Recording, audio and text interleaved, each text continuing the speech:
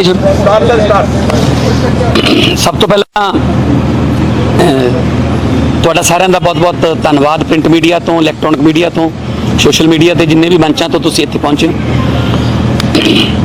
मैं 3-4 पॉइंट जिहड़े ने बड़े महत्वपूर्ण खास पॉइंट ने जिहड़े मैं तुहाडे सामने अज रखना चाहूँगा तुहाडे जरिए, ताकि पता लगे सारिਆਂ ਨੂੰ कि जिहड़ा एक किसानी का संघर्ष है ਇਹਦੇ ਵਿੱਚੋਂ ਕੀ निकल सकता है, की हो कर सकती है सरकार जे नीयत साफ होवे ते किस तरह दीयां चालां जिहड़ियां इस संघर्ष नूं फिक्का पाउण दीयां चल रहीआं। सब तो पहला तां कल जो होया बड़ी उम्मीद सीगी, अरदासां कीतियां लोकां ने कि अज केंद्र सरकार नाल मीटिंग है ते कोई हल निकले आवे तां ये जिहड़ा संघर्ष जिहड़ा अंदोलन चल रहा है वो तो मुक्ति मिले, कानून वापस ले ले जान ते MSP की कानूनी गारंटी का बिल पास किया जाए। पर जिस तरह की टाल मटोल की अड़ीअल रवैये की जिहड़ी नीति केंद्र सरकार ने अपनाई हुई है वो सख्त शब्दों के विच निंदणयोग है। 7.5 घंटे तुसी किसानां दे जथेबंदियां दे आगूआं नूं उत्थे बुला के मीटिंग कर रहे हो। जे नीयत साफ होवे तां 7.5 मिनट का काम है कि जी असी सारे बिल देख ले, तुहाडे पॉइंट भी देख ले, बिल्कुल जायज़ पॉइंट ने। असी पार्लीमेंट का सैशन बुला के इन्हां कानूनां नूं रद्द करदे हां ते MSP की कानूनी गारंटी का जिहड़ा बिल है वो लैके आवांगे। मैं तो ये कहूँगा कि गैर मनुखी विहार है BJP का यह, क्योंकि 80-80 साल दी मावां, 85-85 90-90 साल के बजुर्ग बच्चे इन्नी ठंड दे विच उत्थे बैठे ने ते एक पता नहीं किहड़े सबर का इम्तिहान लेंदे ने कि 5 दिन होर देख लैंदे आ, 10 दिन होर देख लें। ये शायद इन्हां दी एक गलत फहमी है कि 5 दिन 10 दिन 15 दिन टाल के ये अंदोलन फिक्का पै जाऊगा। ये अंदोलन पंजाब तो 3 महीने 300 जगह तो रेलवे ट्रैकों तो टोल प्लाजिया तो चलिया होया है। सो ये 5-7 दिन 10 दिन फिक्का पैण वाली जे सरकार कोले कोई इस तरह की खुशफहमी है तो उन्होंने छड्ड देना चाहिए। मैं लोक सभा के स्पीकर ओम बिरला जी नूं 2 तरीक नूं चिट्ठी लिखी कि किसानां दीयां भावनावां नूं समझदे होए 1 दिन का सैशन बुला के इन्हां काले कानूनां नूं रद्द करन दा प्रस्ताव लिआंदा जावे। वो परिवारां समेत उत्थे ठंड च बैठे ने, उन्हां दीयां भावनावां दी कदर करो। जे GST कानून लागू करन वेले अद्धी रात नूं 12 बजे पार्लीमेंट खुलवा सकते हैं मोदी जी, तो फिर आ काले कानून वापस लैण वेले क्यों नहीं खुलवाई जा सकती पार्लीमेंट स्पैशल सैशन? कई बारी फैसले सरकारां कराउण वेले रात नूं सुप्रीम कोर्ट खुला लेंदे ने, तो फिर पार्लीमेंट क्यों नहीं खुल सकती? इनू हजे तक सिर्फ पंजाब दा मसला कह के इनू अंदोलन की जिहड़ी धार है उन्होंने कुंडी करनी चाहते हैं। पंजाब लीड कर रहा है, मसला पूरे देश का है।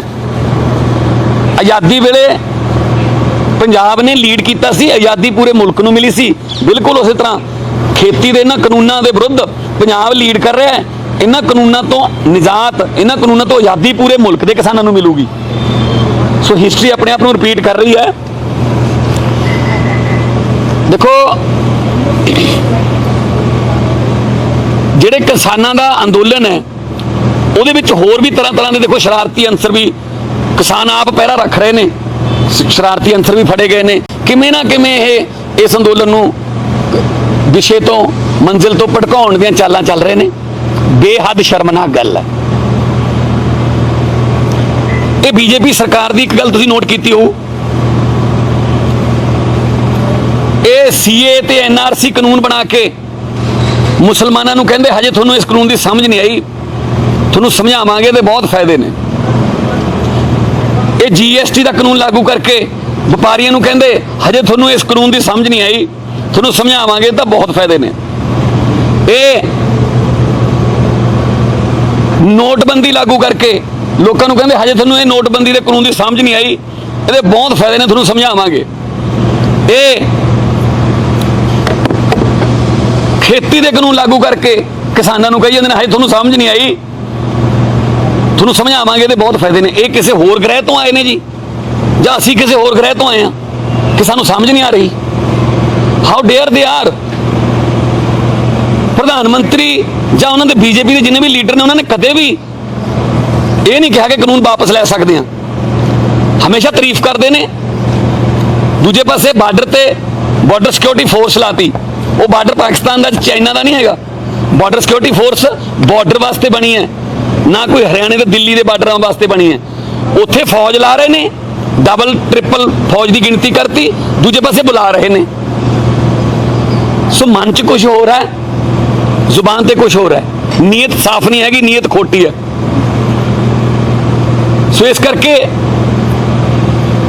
ਬਹੁਤ ਸਾਰੀਆਂ ਹੋਰ ਪਾਰਟੀਆਂ ਦੇ MPs ਨੇ ਵੀ ਲਿਖਿਆ ਸਪੀਕਰ ਸਾਹਿਬ ਨੂੰ ਸਪੈਸ਼ਲ ਸੈਸ਼ਨ ਦਾ, ਖੇਤੀ ਦੇ ਕਾਨੂੰਨਾਂ ਨੂੰ ਰੱਦ ਕਰਨ ਤੋਂ ਬਿਨਾਂ ਹੋਰ ਕੋਈ ਐਸੀ ਮੰਗ ਨਹੀਂ ਹੈਗੀ ਜਿਹਦੇ ਨਾਲ ਇਹ ਮਸਲਾ ਹੱਲ ਹੋ ਜੇ।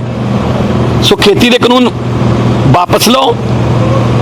ਇਦੋਂ ਪਹਿਲਾਂ ਜ਼ਮੀਨ ਅਧਿਕ੍ਰਿਤ ਕਰਨ ਦਾ ਜਿਹੜਾ ਬਿੱਲ ਸੀਗਾ ਉਹ ਵੀ ਤਾਂ ਰੋਕ ਹੀ ਲਿਆ ਸੀਗਾ, ਉਹ ਵੀ ਤਾਂ ਸਟੈਂਡਿੰਗ ਕਮੇਟੀ ਕੋਲ ਭੇਜਤਾ ਸੀ। ਸੋ ਇਸ ਕਰਕੇ ਬਾਕੀ ਕੈਪਟਨ ਸਾਹਿਬ ਦੀ ਅਮਿਤ ਸ਼ਾਹ ਨਾਲ ਕੱਲ ਮੀਟਿੰਗ ਜਿਹੜੀ ਹੋਈ ਹੈ, ਉਹਦੇ ਵਿੱਚ ਵੀ ਨੈਸ਼ਨਲ ਸਿਕਿਉਰਿਟੀ ਮਤਲਬ ਮੈਨੂੰ ਸਮਝ ਨਹੀਂ ਆਉਂਦੀ ਕਿ ਉਹ ਅੰਨਦਾਤਾ ਜਿਹੜਾ ਸਾਰੇ ਮੁਲਕ ਦਾ ਢਿੱਡ ਭਰਦਾ ਹੈ, ਜਿਹਨੇ ਦੇਸ਼ ਦੇ ਅਨਾਜ ਦੇ ਭੰਡਾਰ ਭਰਤੇ, ਆਤਮ ਨਿਰਭਰ ਕਰਤਾ ਦੇਸ਼, ਜਿਹਦੇ ਪੁੱਤ ਭਤੀਜੇ ਬਾਰਡਰਾਂ ਤੇ ਹਿੱਕਾਂ ਡਾਹੀਂ ਬੈਠੇ ਨੇ ਦੁਸ਼ਮਣ ਦੀਆਂ ਗੋਲੀਆਂ ਅੱਗੇ, ਤੇ ਉਹਨਾਂ ਨੂੰ ਤੁਸੀਂ ਐਂਟੀ ਨੈਸ਼ਨਲ ਦੱਸਦੇ ਹੋ। ਜਿਹੜੇ ਚਿੜੀਆਂ, ਕਾਵਾਂ, ਘੁੱਗੀਆਂ, ਗਟਾਰਾਂ ਲਈ ਵੀ ਖੇਤਾਂ ਦੇ ਵਿੱਚ ਦਾਣੇ ਛੱਡ ਦਿੰਦੇ ਨੇ ਕਿ ਇਹਨਾਂ ਦਾ ਜਿਹੜਾ ਰਿਜ਼ਕ ਲਿਖਿਆ ਭਗਵਾਨ ਨੇ, ਰੱਬ ਨੇ, ਉਹ ਵੀ ਇਹਨਾਂ ਨੂੰ ਦੇਣਾ ਸਾਡਾ ਫਰਜ਼ ਹੈ। ਸੋ ਉਹਨਾਂ ਨੂੰ ਤੁਸੀਂ ਕਹੀ ਜਾਂਦੇ ਹੋ ਕਿ ਪਤਾ ਨਹੀਂ ਕੌਣ ਆ ਗਏ, ਦਿੱਲੀ ਤੇ ਚੜ੍ਹਾਈ ਕਰਕੇ ਆ ਗਏ ਜਾਂ ਕੋਈ ਹੋਰ।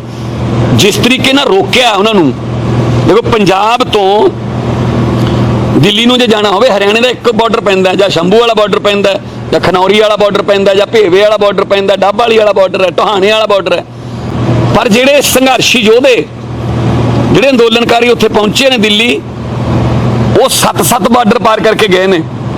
ਸ਼ੰਭੂ ਤੋਂ ਨਿਕਲੇ ਅੰਬਾਲੇ ਘੇਰ ਲਏ, ਅੰਬਾਲੇ ਤੋਂ ਨਿਕਲੇ ਸ਼ਾਹਬਾਦ ਰੋਕ ਲਏ, ਸ਼ਾਹਬਾਦ ਤੋਂ ਨਿਕਲੇ ਪਿਪਲੀ ਰੋਕ ਲਏ, ਪਿਪਲੀ ਤੋਂ ਨਿਕਲੇ ਕਰਨਾਲ ਰੋਕ ਲਏ, ਕਰਨਾਲ ਤੋਂ ਨਿਕਲੇ ਪਾਣੀਪਤ ਰੋਕ ਲਏ, ਪਾਣੀਪਤ ਤੋਂ ਨਿਕਲੇ ਸੋਨੀਪਤ ਲੜਾਈ ਹੋ ਗਈ। ਬਿਲਕੁਲ ਇਦਾਂ ਇੱਧਰ ਹੋਇਆ। ਖਨੌਰੀ ਤੋਂ ਨਿਕਲੇ ਨਰਵਾਣੇ ਰੋਕ ਲਏ, ਨਰਵਾਣਿਓਂ ਨਿਕਲੇ ਜੀਂਦ ਇਲਾਕੇ ਲਾ ਲਏ, ਜੀਂਦ ਤੋਂ ਨਿਕਲੇ ਰੋਹਤਕ ਪਹੁੰਚ, ਰੋਹਤਕ ਤੋਂ ਬਹਾਦਰਗੜ੍ਹ। ਮਤਲਬ ਇਹ ਜਿਹੜੇ ਟੈਕਟਿਕਸ ਨੇ ਨਾ ਕਿ 20 ਕਿਲੋਮੀਟਰ ਬਾਅਦ ਰੋਕਾਂ ਲਾਈ ਚੱਲੋ, ਪੱਥਰ ਸੁੱਟ ਦੋ, ਜਾਂ ਵੱਡੇ ਹਾਈਵੇ 'ਚ ਟੋਏ ਪੱਟ ਦੋ, ਇਹ ਦੁਸ਼ਮਣ ਦੀ ਫੌਜ ਨੂੰ ਰੋਕਣ ਵਾਸਤੇ ਹੁੰਦੇ ਨੇ ਕਿ ਜੇ ਉਹ ਇੱਥੇ ਤੱਕ ਆ ਗਏ ਤਾਂ ਅਸੀਂ ਆਹ ਪੁਲ ਤੋੜ ਦਾਂਗੇ, ਜੇ ਉਹ ਇੱਥੇ ਤੱਕ ਆ ਗਏ ਤਾਂ ਅਸੀਂ ਇੱਥੇ ਬਰੂਦੀ ਸੁਰੰਗਾਂ ਵਿਛਾ ਦਾਂਗੇ। ਇਹ ਕੋਈ ਫੌਜ ਚੜ੍ਹਾਈ ਕਰ ਰਹੀ ਸੀ? ਅੰਨਦਾਤਾ ਬਈ, ਦੇਸ਼ ਦਾ ਢਿੱਡ ਭਰਨ ਵਾਲਾ, ਖੁਦ ਹੱਥੀਂ 10 ਨੌਹਾਂ ਦੀ ਕਿਰਤ ਕਰਨ ਵਾਲਾ, ਮਿੱਟੀ ਨਾਲ ਮਿੱਟੀ ਹੋ ਕੇ ਧਰਤੀ 'ਚੋਂ ਸੋਨਾ ਗਾਉਣ ਵਾਲਾ, ਤੇ ਉਹਨੂੰ ਤੁਸੀਂ ਐਦਾਂ ਰੋਕ ਰਹੇ ਹੋ ਜਿਵੇਂ ਕੋਈ ਫੌਜ ਨੇ ਚੜ੍ਹਾਈ ਕੀਤੀ ਹੋਵੇ। ਸੋ ਬਹੁਤ ਸ਼ਰਮਨਾਕ ਗੱਲ ਹੈ। ਬਾਕੀ ਕੈਪਟਨ ਸਾਹਿਬ ਕੋਲੇ ਕਈ ਮੌਕੇ ਸੀਗੇ ਇਹਨਾਂ ਬਿੱਲਾਂ ਨੂੰ ਰੋਕਣ ਦੇ, ਪਰ ਉਹਨਾਂ ਨੇ ਵੀ ਨੀਤ ਦੇ ਵਿੱਚ ਖੋਟ ਹੀ ਦਿਖਾਇਆ। ਇੱਕ ਤਾਂ ਜਦੋਂ ਹਾਈ ਪਾਵਰ ਕਮੇਟੀ ਬਣੀ ਸੀ ਮਹਾਰਾਸ਼ਟਰ ਦੇ ਮੁੱਖ ਮੰਤਰੀ ਦੀ ਅਗਵਾਈ 'ਚ, ਇਹ ਇਹਨਾਂ ਬਿੱਲਾਂ ਬਾਰੇ, ਆਰਡੀਨੈਂਸਾਂ ਬਾਰੇ ਜ਼ਿਕਰ ਕਰਨ ਲਈ ਤੇ ਫਿਕਰ ਕਰਨ ਲਈ, ਉਹਦੇ ਵਿੱਚ ਇਹਨਾਂ ਨੇ ਕੁਝ ਨਹੀਂ ਕੀਤਾ, ਸਹਿਮਤੀ ਪ੍ਰਗਟਾਈ ਹੈ। ਫਿਰ ਕਾਹਨ ਸਿੰਘ ਪੰਨੂ ਖੇਤੀ ਸੈਕਟਰੀ ਦੇ ਤੌਰ ਤੇ ਜਦੋਂ ਨੀਤੀ ਆਯੋਗ ਨੇ ਬੁਲਾਏ ਸੀ, ਉਦੋਂ ਜਿਹੜੀ ਰਿਪੋਰਟ ਆ ਕੇ ਦਿੱਤੀ ਉਹ ਵੀ ਦੱਬ ਲਈ ਗਈ। ਫਿਰ 3 ਮਹੀਨੇ 4 ਮਹੀਨੇ ਕਿਸਾਨਾਂ ਨੂੰ ਬੇਨਤੀ ਕਰੀ ਗਏ, ਉੱਠ ਖੜੋ ਜੀ ਰੇਲਵੇ ਟਰੈਕਾਂ ਤੋਂ, ਤੇ ਹੁਣ ਉੱਥੇ ਕਰਨਾਟਕਾ ਦੇ ਵੀ ਕਿਸਾਨ ਨੇ, ਗੁਜਰਾਤ ਵਾਲੇ ਵੀ ਪਹੁੰਚ ਗਏ, ਰਾਜਸਥਾਨ ਤੋਂ ਵੀ ਆ ਗਏ, ਉੱਤਰਾਖੰਡ ਦੇ ਨੇ, यूपी ਦੇ ਨੇ, मध्य प्रदेश तो मेगा पाटेकर जी आए हुए ने। तो हुण अमित शाह नाल 30-35 मिनट पता नहीं की गिटमिट करके आए ने कि पता नहीं ईडी का कोई होना भी मेरे तो ईडी के ਜਿਹੜੇ नोटिस भेज ਦਿਓ ਇਹਨਾਂ ਨੂੰ ठीक कर लो, ਆਪਾਂ ਅੰਦੋਲਨ ਨੂੰ ਐਂ ਖਿਡਾ ਲਾਂਗੇ ਕਰ ਲਾਂਗੇ। ਇਹ ਗਲਤਫਹਿਮੀ ਚ ਨੇ ਕੈਪਟਨ ਸਾਹਿਬ। ਲੋਕ ਅੰਦੋਲਨ ਹੈ, ਨੌਨ ਪੋਲੀਟੀਕਲ ਅੰਦੋਲਨ ਹੈ। ਸਾਡੇ ਸਾਰੇ ਐਮਐਲਏ ਦਿੱਲੀ ਦੇ ਵੀ ਮੰਤਰੀ, ਪੰਜਾਬ ਦੇ ਵੀ ਐਮਐਲਏ, मैं भी खुद दिल्ली, ਅੱਜ फिर दिल्ली ਹੋਊਂਗਾ मैं। ਅਸੀਂ ਉਹਨਾਂ ਦੀ ਸਪੋਰਟ ਤੇ ਆ, ਖਾਤਰਦਾਰੀ ਤੇ ਆ, ਕਿਉਂਕਿ ਜਥੇਬੰਦੀਆਂ ਨੇ ਇਹ ਪਹਿਲੇ ਦਿਨੋਂ ਫੈਸਲਾ ਕੀਤਾ ਹੋਇਆ ਕਿ ਕੋਈ ਪੋਲੀਟੀਕਲ ਪਾਰਟੀ ਦਾ ਕੋਈ ਐਮਪੀ ਐਮਐਲਏ ਉਹ ਉਹਨਾਂ ਦੇ ਮੇਨ ਸਟੇਜ ਤੇ ਜਾ ਕੇ ਨਹੀਂ ਬੈਠ ਸਕਦਾ, ਬੋਲ ਨਹੀਂ ਸਕਦਾ। ਅਸੀਂ ਉਹਨਾਂ ਦੇ ਇਸ ਫੈਸਲੇ ਦਾ ਸਤਿਕਾਰ ਕਰਦੇ ਹਾਂ। ਪਹਿਲੇ ਦਿਨੋਂ ਅਸੀਂ ਪੰਜਾਬ ਦੇ ਵਿੱਚ ਵੀ ਇੱਦਾਂ ਹੀ ਕਰਦੇ ਰਹੇ ਹਾਂ ਕਿ ਕੋਈ ਝੰਡਾ ਨਹੀਂ, ਵਲੰਟੀਅਰਾਂ ਨੂੰ ਕਿਹਾ ਹੋਇਆ ਕੋਈ ਨਾਰਾ ਨਹੀਂ ਲਾਉਣਾ, ਕਿ ਅਸੀਂ ਐਮਪੀ ਐਮਐਲਏ ਵਲੰਟੀਅਰ ਜ਼ਿਲ੍ਹੇ ਪ੍ਰਧਾਨ ਇਹ ਬਾਅਦ ਚ, ਕਿਸਾਨ ਤੇ ਕਿਸਾਨ ਦੇ ਪੁੱਤ ਪਹਿਲਾਂ। ਸੋ ਜੇ ਪੰਜਾਬ ਦੇ ਚੁੱਲ੍ਹਿਆਂ ਚੋਂ ਅੱਗ ਬਚੂਗੀ ਤਾਈਓ ਕੋਈ ਕਿਸੇ ਕੋਈ ਰਾਜਨੀਤੀ ਕਰੋਗੇ, ਨੀਤੀ ਜੇ ਲੋਕ ਹੀ ਨਾ ਬਚੇ ਜਿਸ ਤਰੀਕੇ ਨਾਲ ਇਹ ਕਾਲੇ ਕਾਨੂੰਨ ਆ ਰਹੇ ਨੇ। ਸੋ ਉੱਥੋਂ ਜਿਹੜੀਆਂ ਵੀਡੀਓ ਆ ਰਹੀਆਂ ਨੇ ਉਹ ਇੱਕ ਗੱਲੋਂ ਥੋੜਾ ਜਿਹਾ ਸਕੂਨ ਮਿਲਦਾ ਹੈ ਕਿ ਲੋਕਾਂ ਨੇ ਇਹ ਦੱਸਤਾ ਕਿ ਪੰਜਾਬ ਆਪਦੇ ਹੱਕਾਂ ਲਈ ਲੜਨਾ ਜਾਣਦਾ ਹੈ। ਪੰਜਾਬ ਤੇ ਜਦੋਂ ਵੀ ਕਦੇ ਉਹਦੀ ਹੋਂਦ ਨੂੰ ਖਤਰਾ ਹੋ ਜਾਂਦਾ ਤਾਂ ਪੰਜਾਬ ਜਿਹੜਾ ਉਹ ਜਾਤ ਪਾਤ ਤੇ ਆ ਜਿਹੜੇ ਇਹਨਾਂ ਦੇ ਫੁੱਟ ਪਾਉ ਨੀਤੀ ਉਹਨਾਂ ਤੋਂ ਉੱਪਰ ਉੱਠ ਕੇ ਏਕੇ ਦੇ ਰੂਪ 'ਚ ਕੰਮ ਕਰਦਾ। ਹੁਣ ਉੱਥੇ ਮਲੇਰਕੋਟਲੇ ਤੋਂ ਮੁਸਲਿਮ ਭਾਈਚਾਰਾ ਗਿਆ ਖਾਣਾ ਬਣਾਉਣ ਵਾਸਤੇ, ਕਿਸੇ ਐਨਆਰਆਈ ਨੇ ਬਦਾਮਾਂ ਦਾ ਉੱਥੇ ਲੰਗਰ ਲਾਤਾ, ਕਿਸੇ ਇੱਕ ਜਿਹੜਾ ਧਨੌਲੇ ਤੋਂ ਮੁੰਡਾ ਜਿਹੜਾ ਜਿਹਦੀ ਡੈਥ ਹੋ ਗਈ ਉਹ ਕੀ ਕਰਨ ਗਿਆ ਸੀ, ਉਹ ਮਿਸਤਰੀ ਟਰੈਕਟਰ ਦਾ ਕਿ ਰੱਬ ਨਾ ਕਰੇ ਜੇ ਕੋਈ ਜਾਂਦੇ ਜਾਂਦੇ ਕਿਸੇ ਦਾ ਟਰੈਕਟਰ ਖਰਾਬ ਹੋ ਗਿਆ ਤਾਂ ਮਿਸਤਰੀ ਮੈਂ ਆਪਦਾ ਯੋਗਦਾਨ ਪਾਊਂਗਾ। ਆੜਤੀ ਐਸੋਸੀਏਸ਼ਨ ਕੱਲ ਪਹੁੰਚ ਗਈ ਉੱਥੇ। ਮਤਲਬ ਉੱਥੇ ਹੁਣ ਇਹ ਇਕੱਲੇ ਕਿਸਾਨਾਂ ਦਾ ਨਹੀਂ ਤੇ ਇਕੱਲੇ ਪੰਜਾਬ ਦਾ ਨਹੀਂ, ਪੂਰੇ ਦੇਸ਼ ਦੇ ਲੋਕਾਂ ਦਾ ਅੰਦੋਲਨ ਹੈ, ਲੋਕ ਅੰਦੋਲਨ ਹੈ। ਹੁਣ ਤਾਂ ਇੰਟਰਨੈਸ਼ਨਲ ਸਪੋਰਟ ਵੀ ਹੈ ਉਹਨਾਂ ਕੋਲੇ। ਵੈਨਕੂਵਰ ਦੇ ਵਿੱਚ ਭਾਰਤੀ ਜਿਹੜਾ ਕੌਂਸਲੇਟ ਹੈ ਉਹਨੂੰ ਘੇਰਿਆ ਗਿਆ, ਉੱਥੇ ਸੈਂਕੜਿਆਂ ਦੀ ਹਜ਼ਾਰਾਂ ਦੀ ਗਿਣਤੀ 'ਚ ਕਾਰਾਂ ਲੈ ਕੇ ਗਏ। ਸਰੀ ਦੇ ਵਿੱਚ ਹਰ ਇੰਟਰਸੈਕਸ਼ਨ ਤੇ ਪੰਜਾਬੀ ਜਿਹੜੇ ਨੇ ਬੱਚਿਆਂ ਸਮੇਤ ਉਹ ਵੀ ਉੱਥੇ ਫਲਾਇਰ ਲੈ ਕੇ ਖੜੇ ਨੇ ਕਿ ਅਸੀਂ ਫਾਰਮਰ ਦੀ ਸਪੋਰਟ ਕਰਦੇ ਹਾਂ। ਕੈਲੀਫੋਰਨੀਆ 'ਚ, ਜਰਮਨੀ 'ਚ, ਫਰਾਂਸ 'ਚ, ਯੂਕੇ 'ਚ, ਨਿਊਜ਼ੀਲੈਂਡ 'ਚ, ਆਸਟ੍ਰੇਲੀਆ 'ਚ ਜਿੱਥੇ ਜਿੱਥੇ ਪੰਜਾਬੀ ਵੱਸਦਾ ਹੈ ਉਹਨਾਂ ਨੇ ਆ ਕੇ ਇਸ ਸੰਘਰਸ਼ ਦੀ ਹਮਾਇਤ ਕੀਤੀ ਹੈ। ਸੋ ਹੁਣ ਇੰਟਰਨੈਸ਼ਨਲ ਸਪੋਰਟ ਮਿਲੀ ਹੈ। ਇਸ ਕਰਕੇ ਮੋਦੀ ਜੀ ਤੁਸੀਂ ਬਾਹਰ ਨਿਕਲੋ। ਤੁਸੀਂ ਜੇ ਕਿਸੇ ਦੇਸ਼ ਦੇ ਰਾਸ਼ਟਰਪਤੀ ਦਾ ਕੁੱਤਾ ਵੀ ਮਰ ਜੇ ਤੁਸੀਂ ਟਵੀਟ ਕਰ ਦਿੰਦੇ ਹੋ, ਤੇ ਹੁਣ ਤੁਸੀਂ ਆਪਣੇ ਦੇਸ਼ ਦੇ ਲੋਕਾਂ ਨੂੰ ਇੱਥੇ ਮਾਰਨ ਵਾਸਤੇ ਛੱਡਿਆ ਹੋਇਆ। ਤਿੰਨ ਕਿਸਾਨਾਂ ਦੀ ਤਾਂ ਡੈਥ ਵੀ ਹੋ ਚੁੱਕੀ ਹੈ, ਦਿਲ ਦਾ ਦੌਰਾ ਪੈ ਗਿਆ, ਕੋਈ ਹੋਰ ਗੰਭੀਰ ਬਿਮਾਰੀ ਦਾ ਸ਼ਿਕਾਰ ਸੀ। ਸੋ ਤੁਸੀਂ ਇੰਨੀ ਠੰਡ 'ਚ ਆਪਦੇ ਹੀ ਲੋਕ ਕਿਉਂ ਮਰਨ ਵਾਸਤੇ ਛੱਡੇ ਹੋਏ ਨੇ? ਬਾਹਰ ਨਿਕਲੋ, ਬਾਹਰ ਨਿਕਲ ਕੇ ਕਿਸਾਨਾਂ ਨੂੰ ਬਹਿਨੋ ਭਾਈਓ ਕਹਿ ਕੇ ਸੰਬੋਧਨ ਕਰੋ ਤੇ ਉਹਨਾਂ ਨੂੰ ਕਹੋ ਕਿ ਹਾਂ ਗਲਤੀਆਂ ਹੋ ਜਾਂਦੀਆਂ ਨੇ, ਸਰਕਾਰ ਕਿਸੇ ਹੋਰ ਮਨਸ਼ਾ ਨਾਲ ਇਹ ਕਾਨੂੰਨ ਲਿਆ ਬੈਠੀ ਤੇ ਅਸੀਂ ਇਹਨਾਂ ਕਾਨੂੰਨਾਂ ਨੂੰ ਲੋਕਾਂ ਦੇ ਰੋਹ ਨੂੰ, ਲੋਕਾਂ ਦੇ ਵਿਦਰੋਹ ਨੂੰ, ਲੋਕਾਂ ਦੇ ਜੋਸ਼ ਨੂੰ ਤੇ ਲੋਕਾਂ ਦੇ ਹੋਸ਼ ਨੂੰ ਦੇਖਦੇ ਹੋਏ ਵਾਪਸ ਲੈਣੇ ਆ। ਔਰ ਅਸੀਂ ਆਮ ਆਦਮੀ ਪਾਰਟੀ ਵੱਲੋਂ ਸਾਡੇ ਰਾਜ ਸਭਾ ਦੇ ਜਿਹੜੇ 3 ਐਮਪੀ ਨੇ ਉਹ ਵੀ ਸਪੀਕਰ ਸਾਹਿਬ ਨੂੰ ਚਿੱਠੀ ਲਿਖ ਰਹੇ ਨੇ ਕਿ ਰਾਜ ਸਭਾ ਦਾ ਸੈਸ਼ਨ ਬੁਲਾਓ। ਮੈਂ ਚਿੱਠੀ ਲਿਖ ਚੁੱਕਿਆ ਤੇ ਲੋਕ ਸਭਾ ਦਾ ਸੈਸ਼ਨ ਬੁਲਾ ਕੇ ਜੇ ਪ੍ਰਸਤਾਵ ਲਿਆਉਣਗੇ ਇਹਨੂੰ ਵਾਪਸ ਲੈਣ ਦਾ ਤਾਂ ਅਸੀਂ ਉਹਦਾ ਜ਼ੋਰਦਾਰ ਸਮਰਥਨ ਕਰਾਂਗੇ, ਤਾਂ ਕਿ ਜਿਹੜੇ ਟਰੈਕਟਰ ਜਿਹੜੇ ਨੇ ਉਹ ਉਹਨਾਂ ਦੇ ਮੂੰਹ ਜਿਹੜੇ ਦਿੱਲੀ ਵੱਲ ਨੇ ਉਹਨਾਂ ਨੂੰ ਆਪਣੇ ਖੇਤਾਂ ਵੱਲ ਕੀਤਾ ਜਾ ਸਕੇ ਤੇ ਲੋਕ ਖੁਸ਼ੀ-ਖੁਸ਼ੀ ਆਪਣੇ ਘਰੇ ਆਉਣ।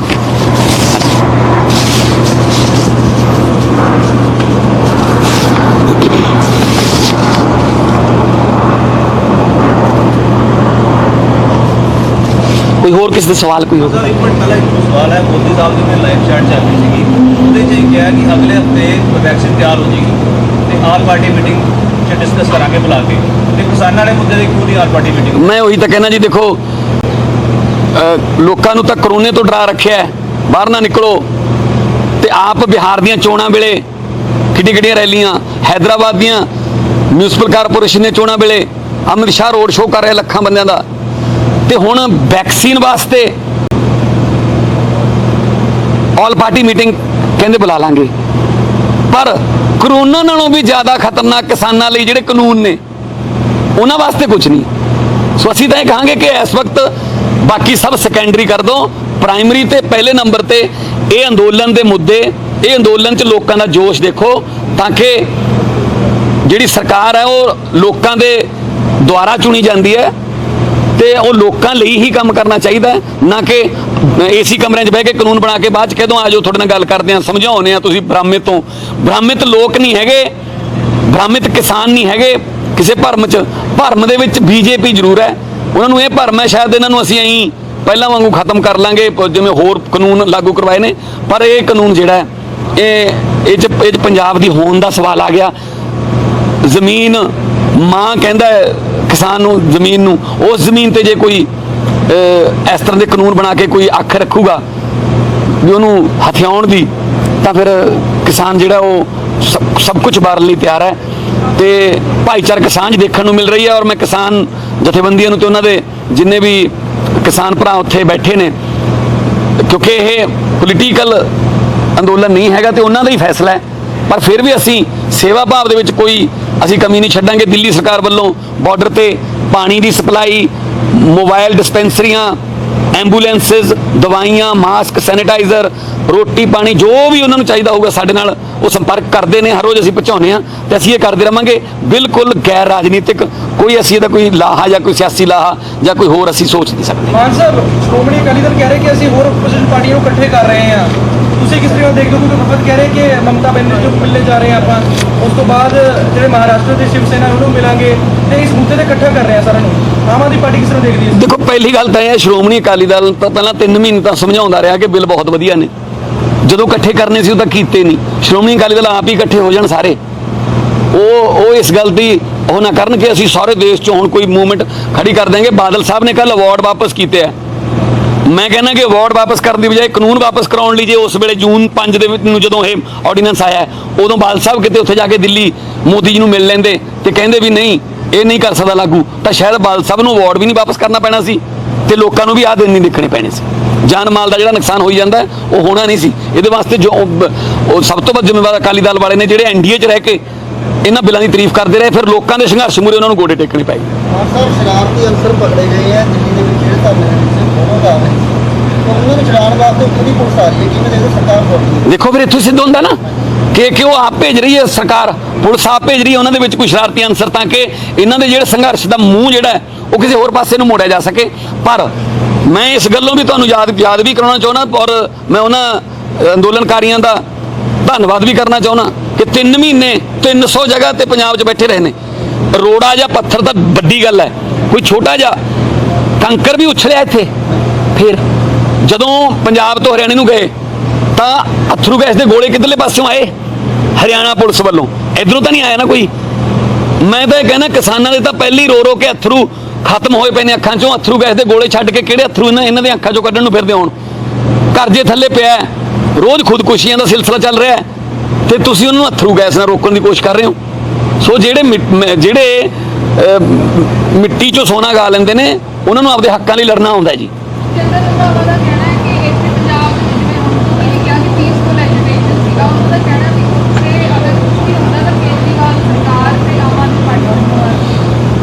ਦੇਖੋ, ਜੇ ਇਸ ਵਕਤ ਕੋਈ ਬੇਮੌਸਮੇ ਗੜੇ ਪੈ ਜਾਣ, ਰੱਬ ਨਾ ਕਰੇ, ਉਹ ਵੀ ਕੇਜਰੀਵਾਲ ਤੇ ਲਾਉਣਗੇ ਇਹ।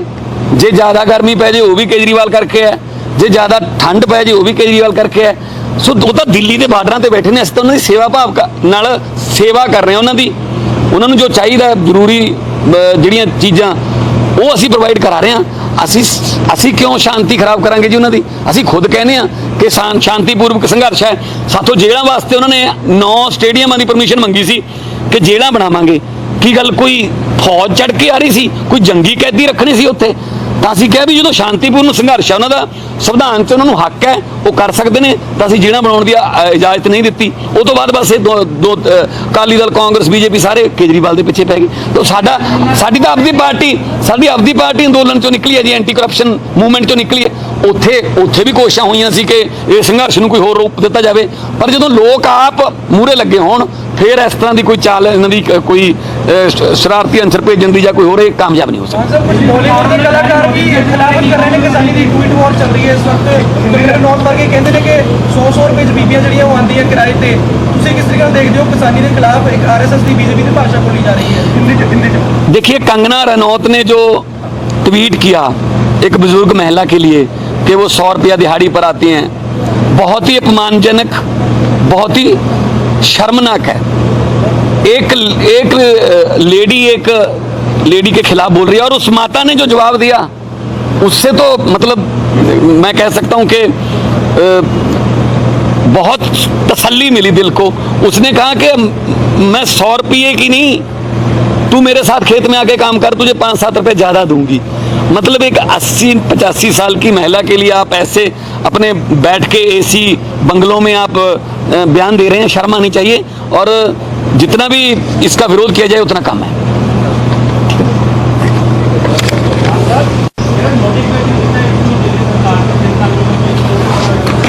देखो, अरविंद केजरीवाल जी ने यह गल स्पष्ट की है कि ਜਿਹੜੇ ਇਹ ਕਾਨੂੰਨ ਨੇ ਉਹਨਾਂ ਦਾ ਤਾਂ ਉਹਦੇ ਨਾਲ ਕੋਈ ਸੰਬੰਧ ਹੀ ਨਹੀਂ, ਉਹ ਤਾਂ ਮੰਡੀ ਦੀ ਐਕਸਟੈਂਡੇਸ਼ਨ ਵਾਸਤੇ ਹੈ।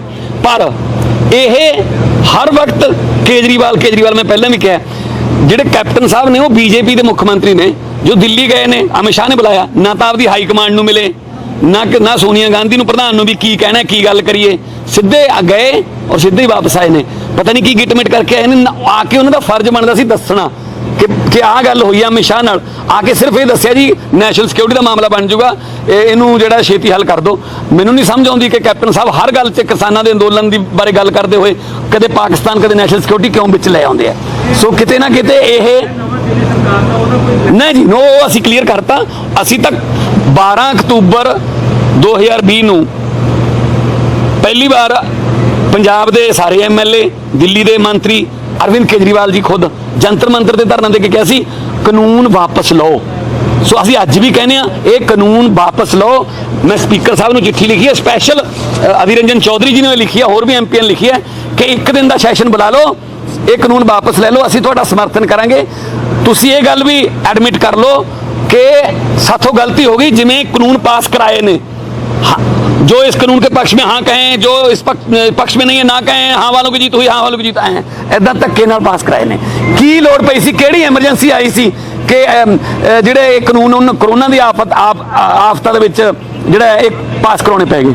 सो आपदा में से अफसर ढूंढ रहे हैं जो कि जिस मकसद में बीजेपी की सरकार टोटल फेल हुई है, और किसान जो है पूरे देश के वो एकजुट हैं, और ये लोक आंदोलन है, किसान आंदोलन है, और इसको कामयाब करने के लिए आम आदमी पार्टी दिल्ली में सरकार है, जितना भी उनकी सुविधा के लिए खातरदारी कर सकती है हम करते रहेंगे। मान साहब एक सवाल हो रहा है, ਜਿਹੜੀ ਮੀਟਿੰਗਾਂ ਹੋ ਰਹੀਆਂ ਉਹਦੇ ਵਿੱਚ ਹਰਿਆਣਾ ਦੇ ਜਿਹੜੇ ਕਿਸਾਨ ਨੇ ਜਥੇਬੰਦੀ ਉਹਨਾਂ ਨੂੰ ਲੈ ਕੇ ਜਾ ਰਹੇ, ਪੰਜਾਬ ਨੂੰ ਲੈ ਕੇ ਜਾ ਰਹੇ ਨੇ, ਕਿਤੇ ਨਾ ਕਿਤੇ नहीं हरियाणा के गुरनाम सिंह चडूनी गए ਸੀਗੇ। ਨਾ ਕਰਕੇ ਸੀ ਹਰਿਆਣਾ ਦੇ ਲੈ ਕੇ नहीं कल ਜਿਹੜੀ एक गल होर मैं दसदा कि किसानां ने कल ਜਿਹੜੀ एक बहुत वधिया गल कीती कि सरकार ਵੱਲੋਂ ਉਹਨਾਂ ਨੂੰ ਲੰਚ ਆਫਰ ਕੀਤਾ ਗਿਆ।